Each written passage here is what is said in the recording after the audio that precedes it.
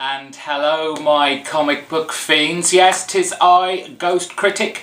I'm back again with another stack of comics for this week, and what a stack it really was. I had a good time last night reading my comics. Let's kick right off. It was very eccentric stat this week. We start with Uncanny X-Force, and it's number 11 and the start of the Dark Angel saga, and we're finally going into the Age of Apocalypse storyline. And yes, I am very excited about this. I loved Age of Apocalypse. It was a fantastic series. I've got every single issue in trade, and I just loved the whole universe. So to go back to kind of the Age of Apocalypse, where Apocalypse is dead, was a really interesting concept. And of course, Remender, he just writes the crap out of this. It is so good. There are a few obvious kind of parts to it. You know, the good guys are hooking up with a bad guy. You know it's not going to turn out good and something bad is going to happen.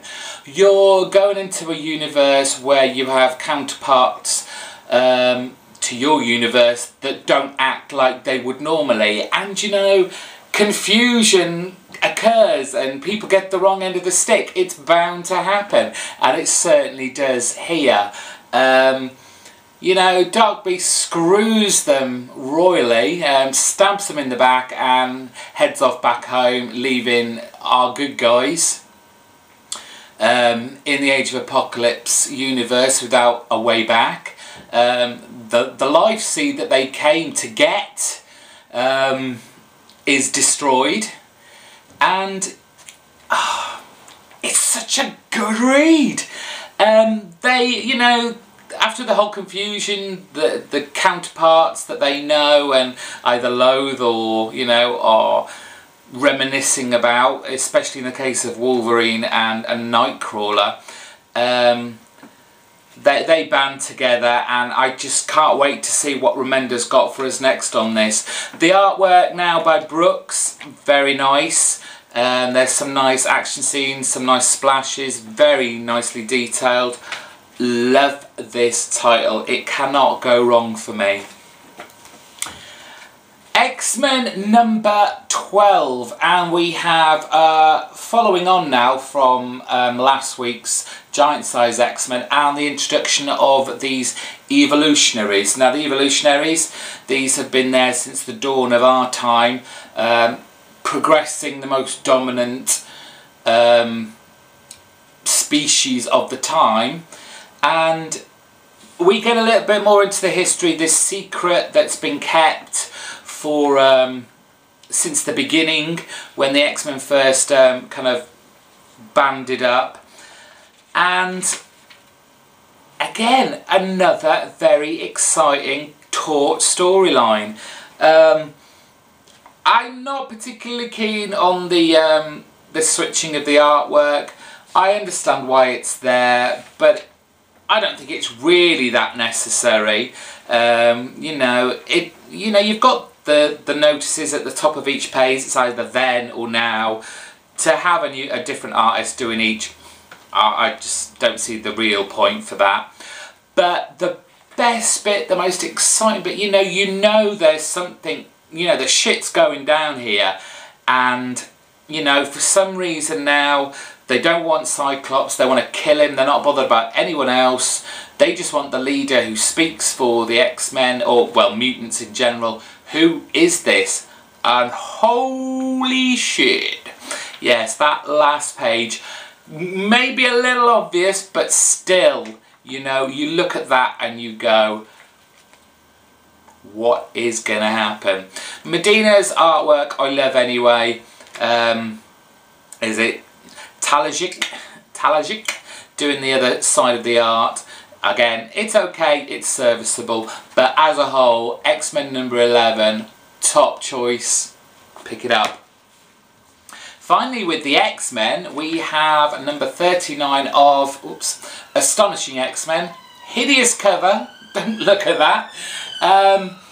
Now we go back. Last week we had a kind of meanwhile story, the whole Brand and the Brood, but now we're going back to another monster, and that's, well, all monsters. It's back to Monster Island, and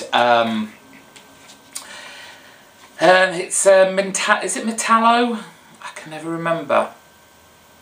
Mentallo, that's better. And his island of monsters. It was good. I'm quite enjoying the storyline. It's a bit laboured.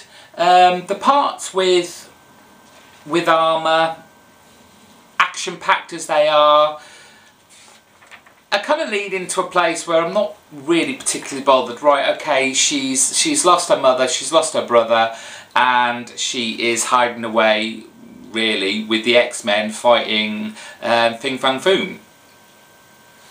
So, the artwork by Bradshaw is nice. It's a lot nicer than I remember it being. He tends to make his characters' faces a bit fatter than most. Like they've all put on a few pounds around the face. But you know, we can let that slide. The story kind of goes, it's like Uncanny X-Force. You kind of know where this is leading to. This is all a bit too easy, a bit too pedestrian, and it's obviously a big trap, and the X-Men, for some reason, you know, they fall into it because they're a bit stupid like that, obviously. What I am noticing a lot of late is Emma Frost.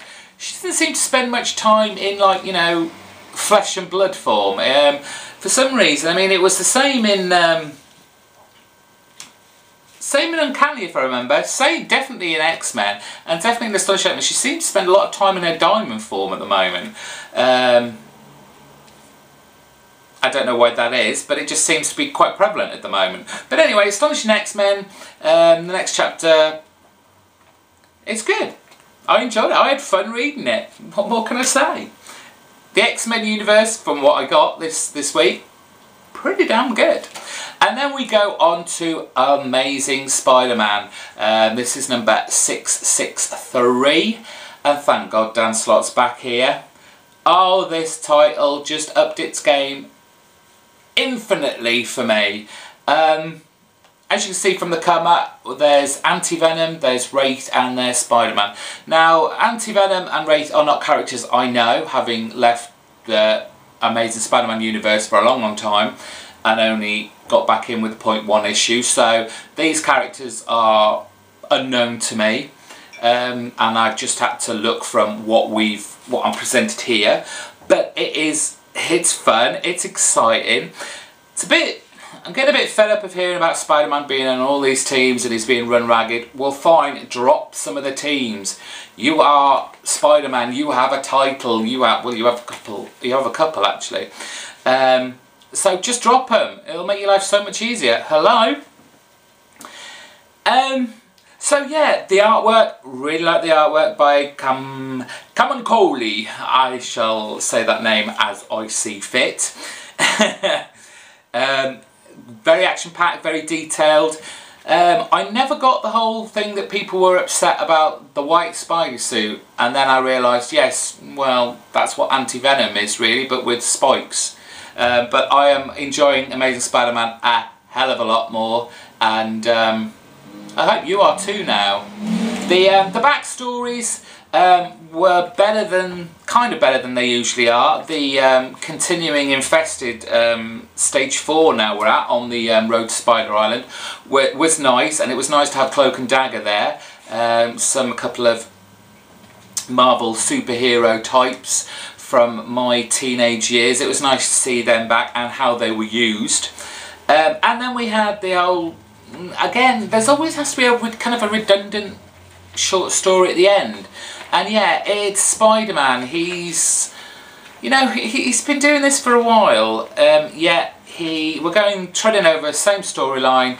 He's rescuing people that don't actually need to be rescued. He's being made to look a bit of a doofus.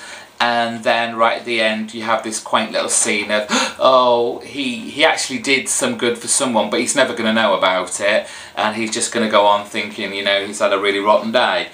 It's been done before. It added nothing. I've said this before. Drop that extra story. Drop your price. And finally, we did have one from DC, and that was Superboy, and it's number 8. But it was well worth it. We finally get to find what all this Hollow Man stuff is about via The Stranger. We get a bit more about Psionic Lad, and you know, I did wonder about that. Many issues back, we found out that Psionic Lad was here to kill Superboy, and I was just wondering when he was going to man up and actually at least attempt it. And now we realise why he hasn't. And like I said, we get an interesting backstory from kind of Western times, I guess.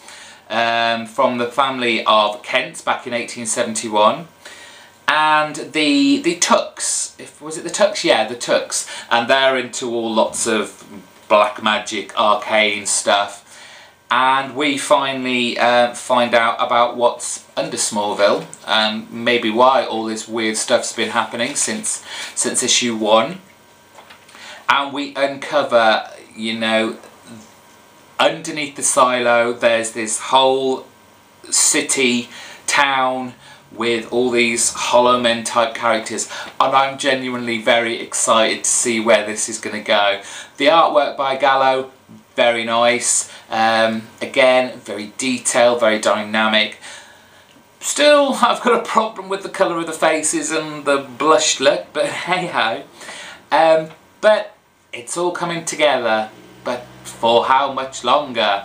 Now what do I mean by that, I wonder? Anyway, that is all the comics this week. It was a very good week for comics, even though I didn't get that many. Got a couple more videos to come after this. A little mini pod, and something went on this week, didn't it? And I feel I should say something, so I'm gonna. See you later.